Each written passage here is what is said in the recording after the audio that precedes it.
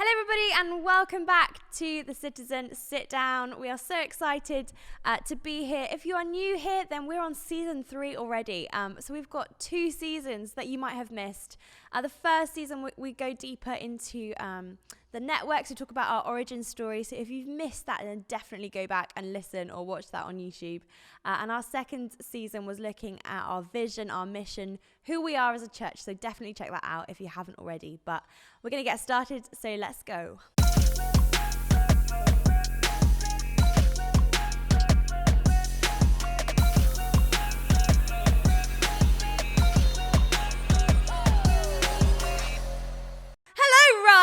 Hello, Bree. How are you? I'm well. How are you? Yeah, good, thank you. It's good to be back, isn't it? It's great to be The back. sun is blazing. I know. And it's been good. Yeah, I just cannot wait to have a good tan.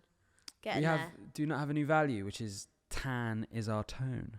Yeah, I feel like it's more of an internal value. Okay, cool. Probably not something we'll advertise. But our the sitters can represent if they want. Oh yeah, Come on. go get tan. Citizen Sit sitters. in the sun. The tan. Sitters in the sunshine.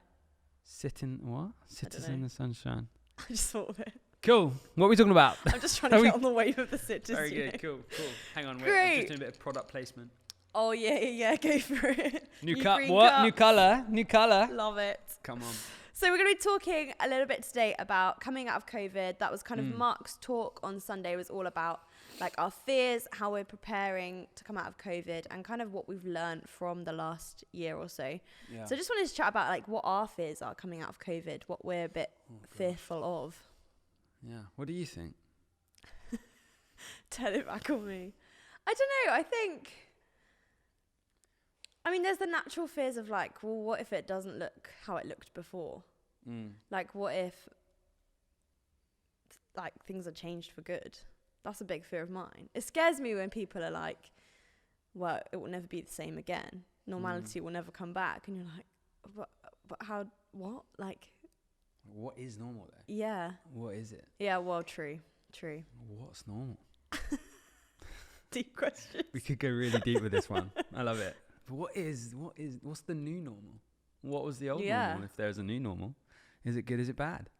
Yeah. I do think that. I think like I listen to a lot of podcasts, and lots of people are talking about this at the moment. And one of the things that does that I've found really encouraging was thinking like, a lot of us were doing things that were quite unsustainable before COVID. Even thinking about this, like, we wanted to move here, plant a church.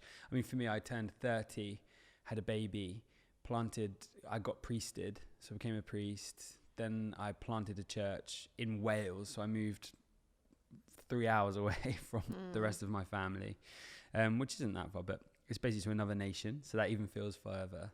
Then we wanted to get this church up and running, but then in the middle of a pandemic, and I think there was just quite a lot of change at once. And I think I was really up for it. I just thought it was quite normal. Great, like, let's just do this. Let's just do all these things. Let's keep going, let's keep going. And I think actually COVID has made us all slow down to the point where it's enabled us to reflect on what really matters. And don't get me wrong, I think it is good to, go for it. And it is good to plant churches and it's good to do things. And I think I really love what Craig Groeschel says about institutionalizing urgency. I think urgency is important. We need to have that sense of urgency, otherwise kind of apathy creeps in. But I think you do need to strike a balance, and I think COVID has enabled so many. And I think you think about people who spend a lot of their time traveling all over the world and doing different things, and I think actually it has called everyone to stand still, focus on what is important, and find a new rhythm, a rhythm that's way more sustainable. And I think the mental health crisis was well before COVID. And so it's hard to, it's not because of COVID. I think COVID has shone a light on something. And I think that actually, probably loneliness is even higher now. But actually, like we've spoke so many times before about how the statistics around student loneliness was extremely high before COVID. And I think COVID's just shone a light on it. And so I think that actually, the response for us is, we can stop, we can pause, we can reflect on it, and actually we can put things in place to enable actual community. And I think actually one thing it's done is really highlighted the importance of authentic community. more than ever. Like, we can't take going for a beer for granted anymore. Going for a coffee. I mean, whoever thought that there would be a time in our lifetime when we're not legally allowed to go for a coffee with someone? Like, that is mad. And so, like, you're not allowed legally to have someone around for dinner. You're not allowed to legally cuddle someone. Like it's mad. And so I think, but what things like that do is they put things into perspective and enable us to really reflect and appreciate them things. These little gifts that we have in our lives, things that we have maybe taken for granted, and things that hopefully now we can focus on. But I think, there are lots of fears going into it. And I think one of the, I think for me as well, it's like, I used to be a massive extrovert. Like, I still am a massive extrovert. If you see me on a Sunday, I'm just like bouncing around. But I think I do still, there is that sense of apathy that's kind of crept in. And I think, like, getting back into the rhythm of like going out and going, like, especially in like with me and Ellie, like, we're trying to work out how to go on a date night, and it's a bit like, our default is, let's just stay in and watch some Netflix. And it's like, well, no, like, actually you've got to invest in your marriage, and you've got to invest in your relationships, and that looks like going out, being social, going out for dinner, doing these things. And it's even, I think even for me, it's like that idea, tonight I'm going to go out for dinner. That feels like a lot. And it's like trying to kind of flex them muscles, them social muscles again. But I think we have to be very intentional with it, because I think that is what we need to do to start kind of building community again, and also investing in our relationships and our not just our our marriages, but also with everyone else around us to do that. But I'm certainly excited to get back on it. But it does feel like a massive faff still. Trying to book a table. It's like, I think we tried to book a table for someone, and they're like, we can fit you in August. It's like, cool. Great. We'll go to Pizza Express then. We'll do that. So they always seem to have a table. But so it does feel like, but I think it is, we're going to have to try a bit harder now to make time for our loved ones. But I think if anything COVID's taught us is that it's worth it. Yeah, definitely. And I spoke on Sunday evening, kind of following on from Mark's talk about fearlessness, and how it's not the absence of fear, but it's being fearful and doing it anyway. Yeah. And kind of that, I love that story of when Peter steps out the boat and Jesus says, "Walk towards me," and it's like he's watching Jesus, like his eyes are on Jesus, and he's able to do it. But as soon as he gets caught up in it, as soon as he's like looking away, he begins to fall.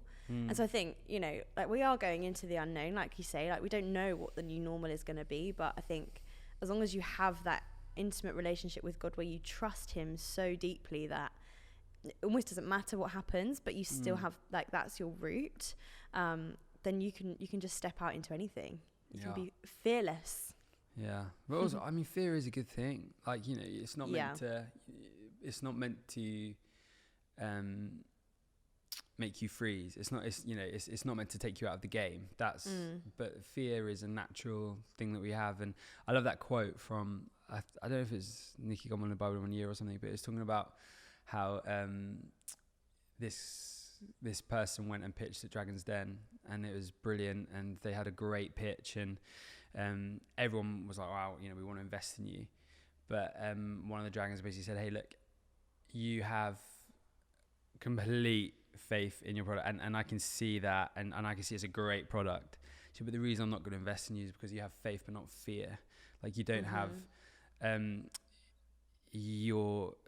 with that, you could be reckless, and it's like you're just going to go barreling in, and you're not going to see the potential pitfalls. And the one thing that fear does make us do is take it, once again, like what COVID's made us, it's like just to stop for a sec and evaluate the situation, thinking, okay, how, maybe this is the right thing, but how, when I do this thing, how will it maybe affect the people around me? How might it? And so I think, there's that sense around having, like, the fear of God, like we should be fearful of God. It's not about being scared of God. It's about that sense of, like, no, just understanding the magnitude of the situation and approaching it appropriately. And so I think it is good to have something about fear, but I think unfortunately today, and I think it's probably something, once again, that's always been there but is more highlighted now, like anxiety. and stress, and I think what happens is fear and anxiety get so interlinked, and it just becomes overwhelming, and that is something that that's the big issue today, is anxiety. People are struggling with anxiety. So many people are on anti-anxiety medication, and it's how do we balance fear in a healthy way, and enable it to let us live faith-filled lives, but that doesn't lead to crippling anxiety. I guess that's the big question. Like, how do you balance that, and the difference between fear and anxiety? Because quite often fear leads to anxiety. Yeah, I would love us to chat about mental health, actually. There's this quote that Mark said on Sunday morning. It said, if David wanted to look after his sheep well, he had to look after himself well. And so I just want to talk about like how to prioritize yourself, and how, we're going into this unknown, I guess, coming out of COVID. Like we know like how to have dinner with somebody, but it's all going to look very different. And just like how do we make sure that we're not like pushing it, if you know what I mean? Like we're not there's no pressure to go out and like be this social butterfly, but how you prioritize your mental health in that.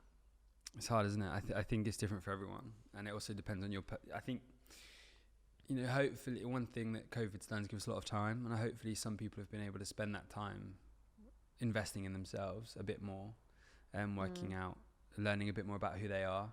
I know lots of people have been perfecting their sourdough recipes, like Mark said, but I think I definitely tried to do sourdough and killed my starter immediately, so I've just given up on that. I've started making pizza dough, but I've just used dry active yeast, if anyone wondered.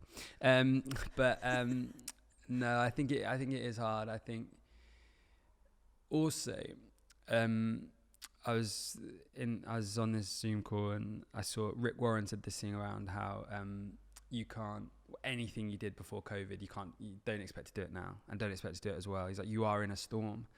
The good thing about a storm is that storms, like, they clear the air, they water the fields, and so actually out after storms, there's lots of growth, and there's lots of good comes after a storm. But when you're in it, it's battering, and it's tiring, and don't expect it, and it's recognizing for us, we're still in the storm. Like, still the news are saying, there's this Delta variant that they're calling it now, and they're saying, we don't know if we can fully unlock on the 21st of June. So they're all talking about that. And it's like, okay, so once again, we're still in that ambiguity, and ambiguity does lead to anxiety. And so we're still in it. We think we have, we can see some light at the end of the tunnel, but still we don't know. We don't know when we can sing again in church. We don't know when we can get rid of the 2-meter distancing rule in church. We don't know when we can fully open the doors and let people in. There's still so much ambiguity in it. And so I think firstly, I'd say to anyone, if you haven't yet started investing in yourself in terms of your mental health, in terms of reading some stuff that might be helpful, or even talking to people or whatever, I definitely would do it now.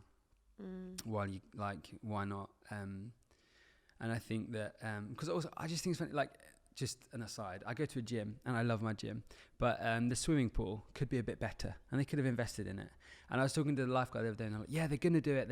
I think they're kind of like waiting for the right time. I was like, well, it's been closed for months. So why didn't they do it while it was closed? Yeah. Like, why didn't they actually invest whilst the gym was closed, whilst it had time off? And I think it's for us, like, guys, whilst we've got this time, let's invest in ourselves. Like this is the perfect time to do it. Yeah. But also, I mean, it's so hard, I think, for me as well.